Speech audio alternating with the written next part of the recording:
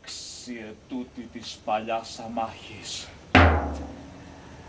Καιρό τη μελετούσα, δεν τα αρνιέμαι.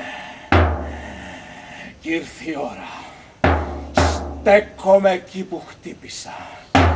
Κι έτσι έχω πράξει,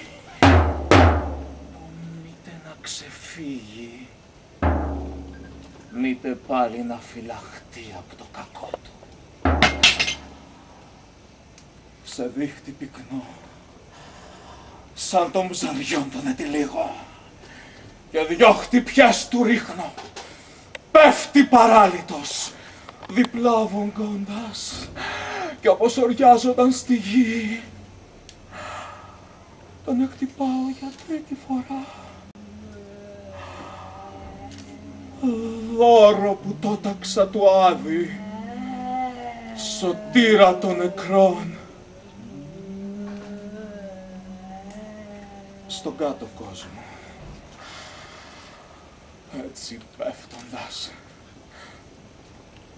με πλημμυρίζει με φωνικής δροσιάς μαύρες σταγόνες, καθώς χάμω ξερνάει την ψυχή και τεινάζει το αίμα απ' την πληγή που με έφραναν, όχι πιο λίγο από όσο Θεός ταλτεί.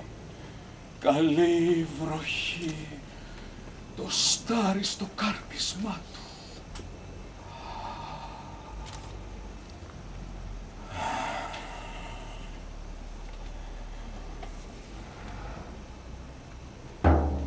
Αυτά γέροντες τάργους.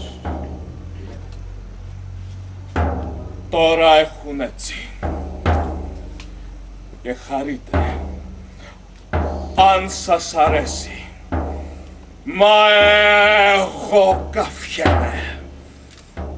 Γιατί αν λογέται δίκιο, σπονδές κανείς να κάνει στους νεκρούς,